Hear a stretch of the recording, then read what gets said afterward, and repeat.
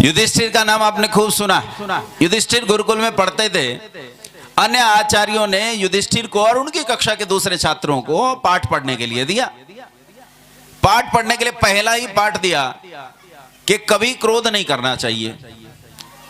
क्रोध के संबंध में उनके आचार्य ने उन्हें बताया कि क्रोध अपने माता पिता का शत्रु होता है।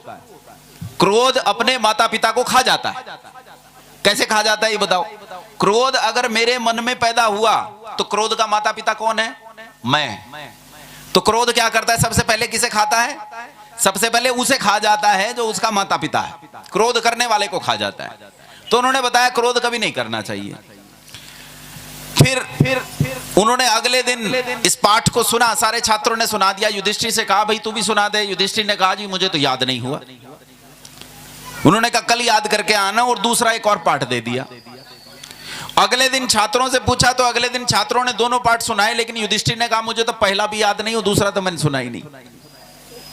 फिर तीसरा, चौथा, पांचवा, छठा पाठ चढ़ते चले गए, छात्र सुनाते चले गए, लेकिन युधिष्ठिर अभी पहले पाठ पर अटका था। कहते हैं मुझे याद नहीं हो रहा। तो उसके आचार्य को क्रोध आ गया। क्रोध आया तो डंडा उठाया और युधिष्ठिर की जम के मशक्कत कर दी, बढ़िया पिटाई की। तो युधिष्ठिर आराम से मुस्कुराता रहा। युधिष्ठिर को पकड़ के आचार्य बोले ढीठ भी कितना है। पकड़ के द्रोणाचार्य जी के पास ले गए, प्रधानाचार्य जी के पास ले गए। उन्हें जाके कहा एक तो पाठ याद नहीं करता, ऊपर से जब मैं पीट रहा हूं तो खड़ा मुस्कुरा रहा है, इसे कोई समस्या भी नहीं हो रही। तो द्रोणाचार्य जी ने पूछा क्यों रे, पाठ क्यों याद नहीं करता? बोला गुरुजी आधा याद हो गया। जब गुरुजी ने पीटा उस समय मैंने रत्ती भर क्रोध नहीं किया। उस समय मैंने क्रोध नहीं किया।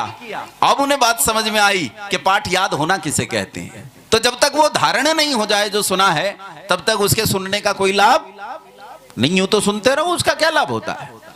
और इसी तरह सुनने से अंध परंपराएं फैलती हैं। अंध परंपराएं कैसे फैलती हैं जानते हो? एक अंधे आदमी का एक अंधी लड़की से ब्याह हो गया। अच्छा, लड़की कुछ दिन बड़ी होकर अंधी हुई थी, इसलिए खाना बनाना जानती थी, टटोल टटोल के खाना बना लेती थी। तो इसने आई तो प्राथमिक साज सज्जा उतरने के बाद इसने खाना बनाना था। पहले दिन शुरू में तो बड़ा केयर होती है, महिलाओं को तो पता होगा। शुरू में तो बड़ा मुंह दिखाई और ये सब चलता है, लेकिन वो जब साड़ी की कोरपान उतर जाती है, उसका नयापन उतर जाता है, तो फिर सबको चूल्हा चौका करना पड़ता है। आदरणीय नरेंद्र जी हमारे बीच में उपस्थित हैं, एक बार करतल ध्वनि से स्वागत करेंगे उनका। देखिए चढ़ जाओगे क्या?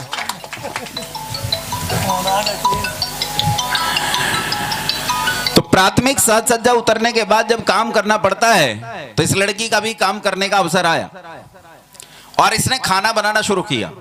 लेकिन एक समस्या हो गई। जब ये खाना बनाने लगी, इसने रोटी बना दी तो रोटी बनाई, पति भी अंधा, ये भी अंधी, घर में कोई और था नहीं, कुत्ते बिल्ली इनकी रोटी उठा के ले गए, बेचारे भूखे रह गए।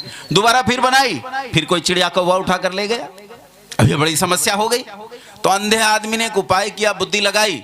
वो घर में पड़ा हुआ एक फटा हुआ बांस उठा लाया। उसने कहा तू रोटी बना, मैं फटा हुआ बांस पीटूंगा, इससे आवाज निकलेगी, पशु पक्षी डर जाएंगे, रोटी बच सकती है। यही हुआ। उसने रोटी बनाई, वो फटा बांस पीटता रहा और कुत्ते बिल्ली डर गए और रोटियां बच गई। बस उनका ये रोज का काम बन गया। सुबह दोपहर शाम जब भी वो रोटी बनाने बैठती तो वो बांस पीटने लगता।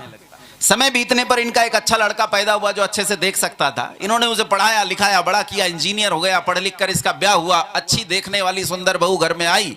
घर में आने के बाद प्राथमिक साज सज्जा उतरने के बाद जब इस लड़की ने खाना बनाने के लिए रसोई में कदम रखा और ये खाना बनाने के लिए तैयार हुई तो लड़का अपने बाप का फटा हुआ बांस उठा लाया। लड़की ने रोटी सेकनी प्रारंभ की और इसने बांस पीटना शुरू किया। बहू ने कहा बांस क्यों पीट रहे हो?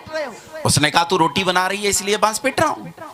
उसने कहा लेकिन मेरे रोटी बनाने से तेरे बांस पीटने का क्या संबंध? कहा ये तो मेरे कुल की परंपरा है। जब तक मेरी मां ने रोटी बनाई मेरे बाप ने बांस पीटा। जब तक तू रोटी बनाएगी मैं भी बांस पीटूंगा। बांस पीटने का अर्थ समझे बिना उस परंपरा का अंधानुकरण करना, यह अंध परंपराओं के फैलने का कारण बनता है।